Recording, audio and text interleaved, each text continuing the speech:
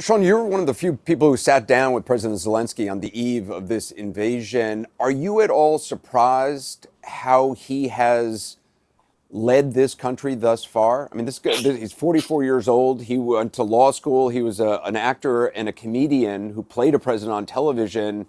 He has rallied this nation in an extraordinary way. Did it surprise you at all? You know, I when I talk about President Zelensky, I think it should be said that I'm talking about most of what I observed in Ukrainian people.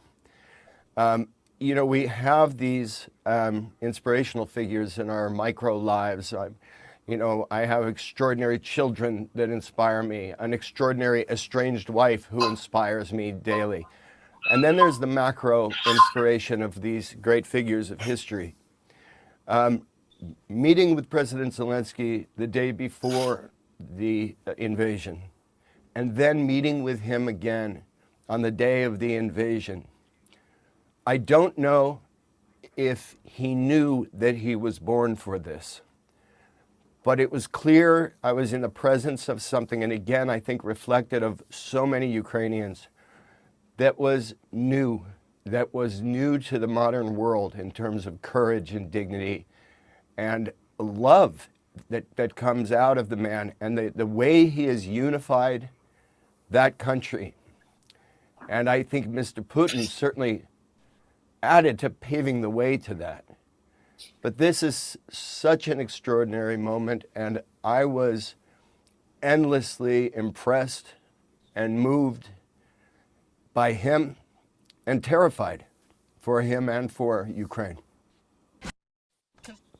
I have never been in a country at war in which the people are so united, so determined, and again, I mean, that word has become a cliche here, the determination, but the resolve here, elderly women, elderly men, children, everybody, the resolve to not only fight now, but fight for however long and whatever happens.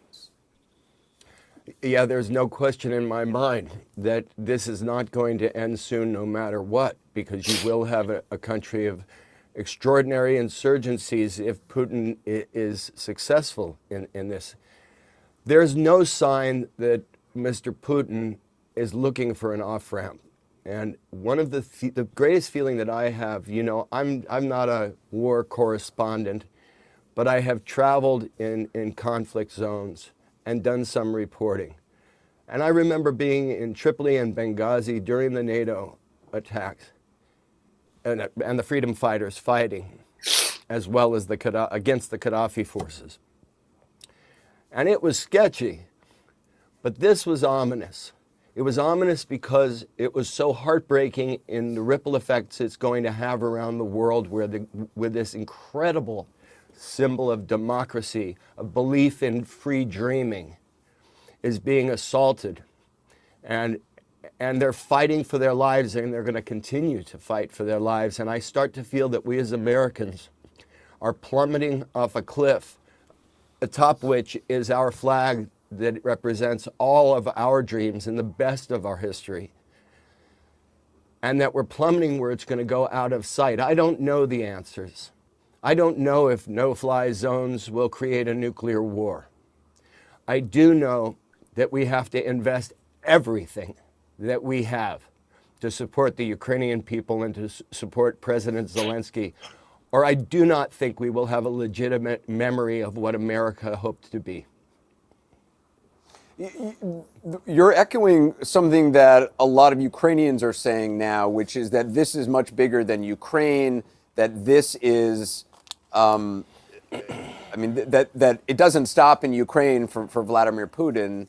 And I'm not trying to sound, you know, bellicose or trying to drum up the drums of war, but that is what, I mean, a message many Ukrainians say is, if you think this is just about Ukraine for Vladimir Putin, you're wrong.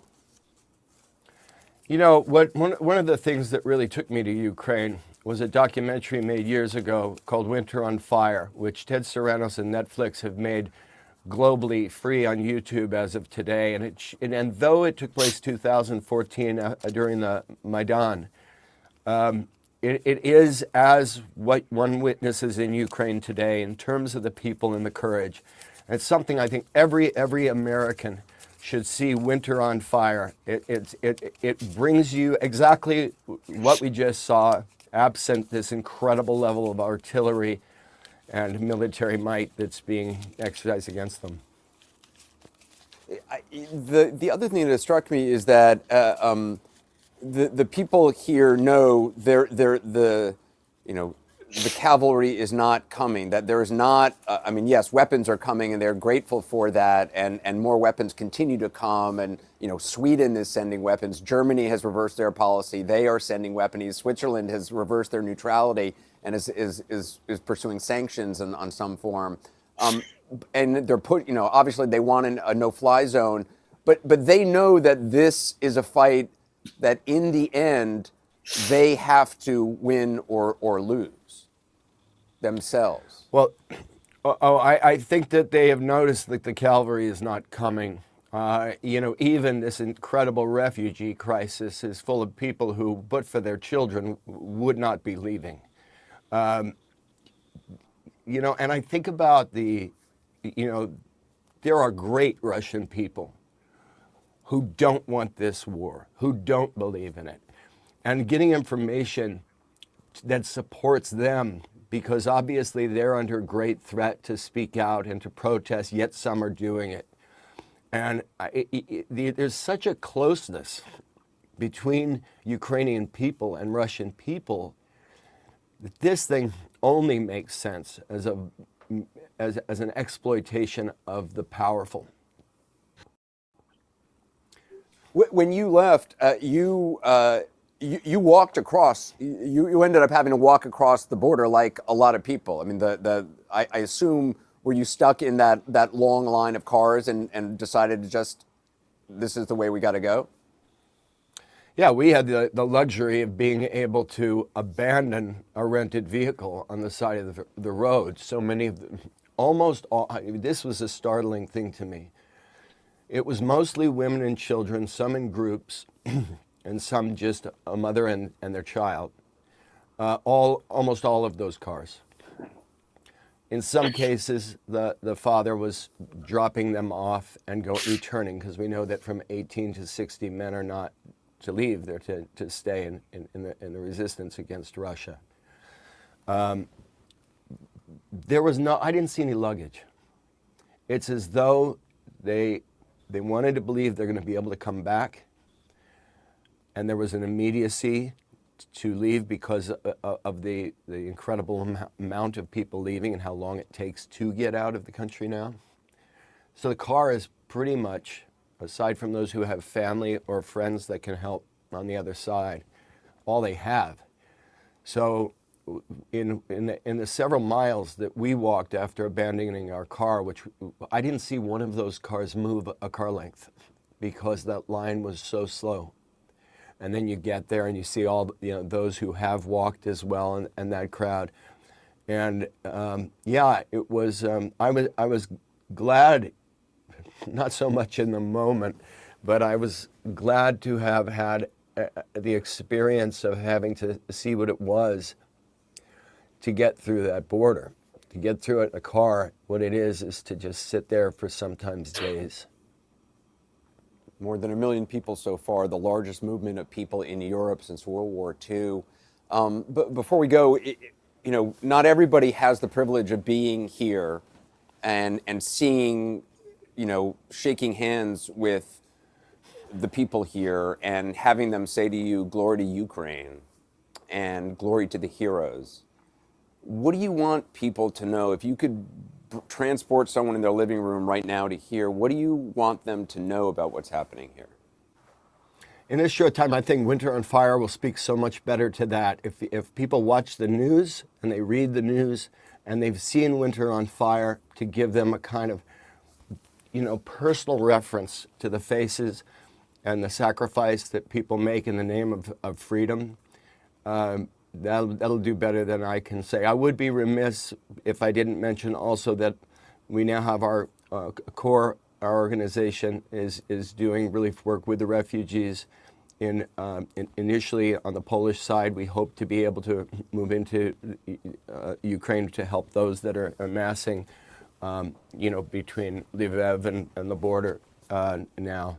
Well, let me ask you about that, because I didn't realize, I understood that, I'd read accounts that you had been here to shoot a documentary on Ukraine, but CORE, which is the organization you started, was renamed after the earthquake in Haiti, but you have really focused on Haiti. You've also been doing a lot of work on COVID and vaccinations and COVID in the United States. So CORE is working on the border in Poland, and you hope to be working in Ukraine? Absolutely. We're distributing hygiene kits. We're giving cash assistance, water to refugees as they come through. We're working now to bring our staff into the other side as well, because you really have two kinds of struggles of the refugees: one trying to get out of the country, and the other figuring out what to do in a country, because a lot of these people, who were plenty of them well-to-do, left their jobs and bank accounts behind, and so this is their new reality.